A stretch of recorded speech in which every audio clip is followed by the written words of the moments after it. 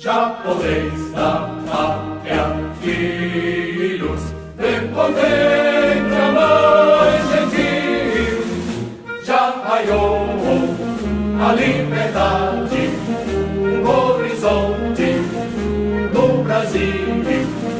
Já raiou a liberdade, já raiou a liberdade, no horizonte do Brasil.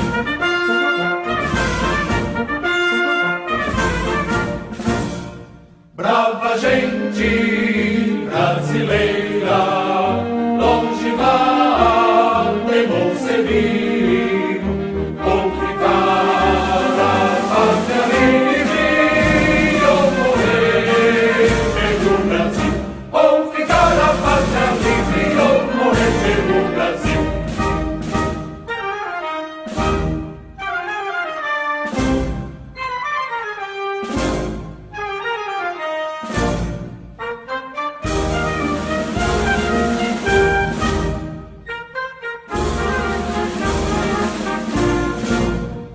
Os grilhões que nos forjava da perfídias do navio, houve mão mais poderosa, zombou deles o Brasil. Houve mão mais poderosa, houve mão mais poderosa, zombou deles o Brasil. Governador.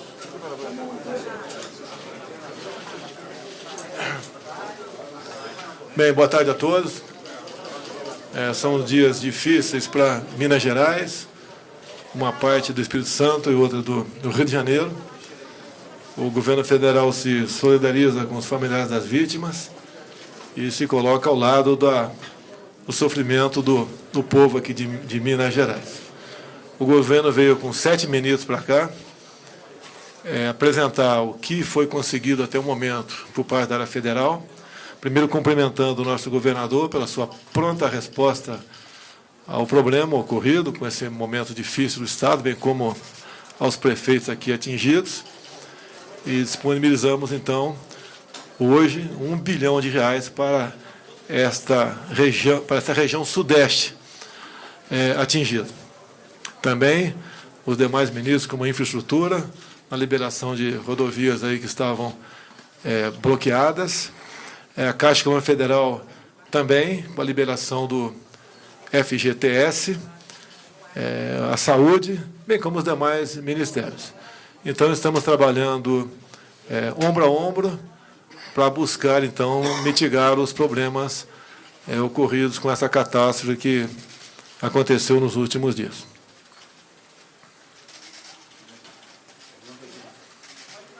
Fala, Zé. Boa tarde a todos, a todas. Para mim é um prazer enorme receber aqui o presidente Bolsonaro e os seus ministros, extremamente sensíveis e atentos às questões não só de Minas, como também do Espírito Santo e Rio de Janeiro, que também estão entrando nessas medidas de reparações.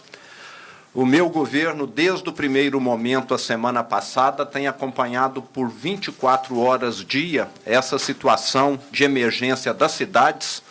Infelizmente, tivemos 55 perdas de vida e mais de 30 mil pessoas desalojadas e desabrigadas.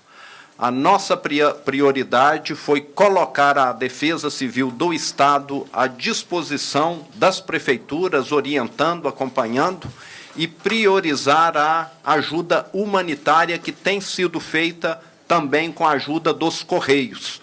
A distribuição de alimentos, de medicamentos, de bens de higiene, de limpeza, tem sido feita através dos caminhões da empresa estatal federal, que tem contribuído muito. Um dos grandes problemas no momento como este é a logística. Então, estamos conseguindo enviar aquilo que é necessário para todas as regiões do Estado com agilidade. E agora estamos iniciando um segundo momento, que é o momento em que as prefeituras estão levantando os danos e o Ministério do Desenvolvimento Regional, através do ministro Gustavo Canuto, que também tem acompanhado de perto, irá analisar todas essas perdas e disponibilizar os recursos para que as prefeituras possam reconstruir as suas pontes, as suas ruas que foram destruídas neste momento. O Estado continuará acompanhando, a previsão é que as chuvas devem diminuir em breve, e parece-me que o pior já ficou para trás, mas o Estado estará atento a tudo.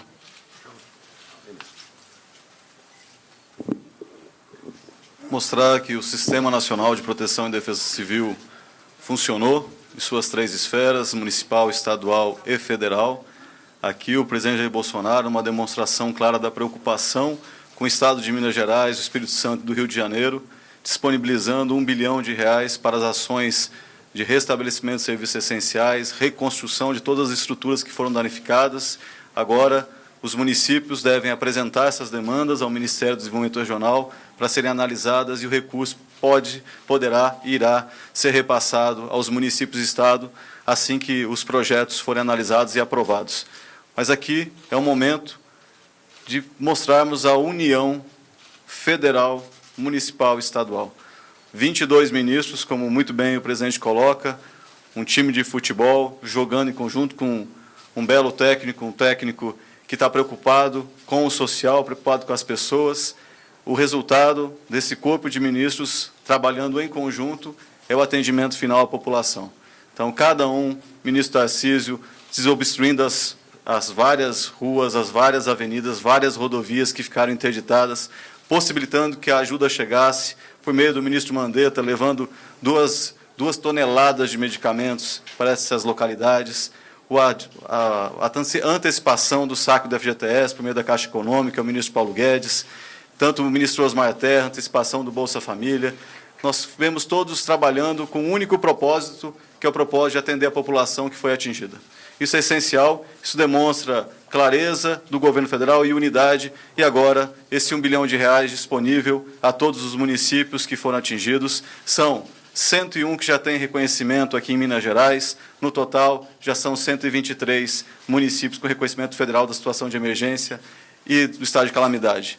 Agora nos resta processar da maneira mais rápida, mais tempestiva, para que, como foi dito, a ajuda chegue no tempo necessário. Uma força-tarefa já está sendo montada no Ministério do Desenvolvimento Regional para que os pedidos possam ser processados num ritmo acelerado.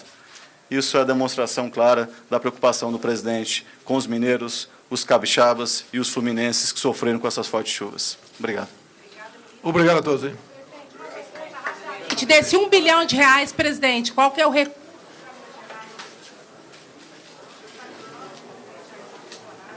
Será apresentada, neste momento, a plataforma do Ministério da Justiça e Segurança Pública, contendo cerca de 30 criminosos, cuja prisão é considerada estratégica para o enfrentamento às organizações criminosas em âmbito nacional. É o Banco de Procurados. Neste momento, ouviremos o ministro Sérgio Moro.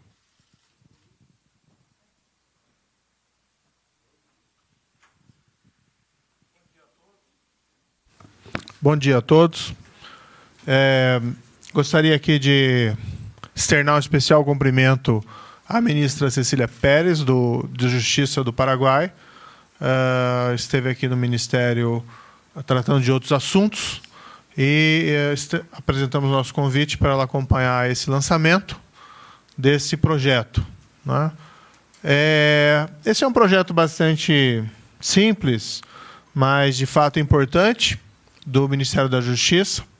Não é incomum em vários sites de agências policiais ou de ministérios de segurança pública ou de justiça do mundo inteiro, uma lista dos criminosos mais procurados. E, no entanto, no Brasil, isso não era uma prática. Não vem ao caso aqui falar nos motivos, mas nós entendemos que é pertinente a divulgação dessa lista de criminosos mais procurados. Essa lista foi feita pela Secretaria de Operações Integradas. Esses procurados são procurados não só da Justiça Federal, mas igualmente da Justiça Estadual, já que o Ministério da Justiça e Segurança Pública tem sob sua responsabilidade não só as forças policiais federais, mas tem uma coordenação com as forças de segurança estaduais e distrital. Então, a CEOP, que é a Secretaria de Operações Integradas, que é o nosso setor específico do Ministério da Justiça, encarregado de realizar a integração entre as diversas polícias, realizou essa seleção. São indivíduos extremamente perigosos, né, todos eles com mandados de prisão, seja decorrente de condenações, seja decorrente de prisões cautelares. Alguns deles, inclusive, não se exclui a possibilidade. Não é muito difícil poder afirmar isso com precisão, que estejam foragidos no exterior, não é? Inclusive, eventualmente, até no Paraguai. E a divulgação dessa lista tem a virtude de facilitar que esses indivíduos sejam encontrados, que os mandados de prisão sejam cumpridos e que eles sejam levados às cortes de justiça para julgamento ou para que as condenações já exaradas sejam cumpridas e que eles possam responder os seus crimes. A advertência que faz o Ministério da Justiça e Segurança Pública é que, para os cidadãos comuns que tiverem informação sobre esses indivíduos, entrarem em contato, né, com o Ministério da Justiça pelos canais que foram ali indicados e que não tentem eles mesmos qualquer espécie de contato com esses indivíduos, porque são pessoas extremamente perigosas. Dito isso, então vou repassar aqui ao cerimonial para a continuidade da apresentação dessa lista dos mais procurados. Só um último esclarecimento. Claro que quando se faz uma lista dos mais procurados, sempre vão surgir indagações posteriores no sentido de que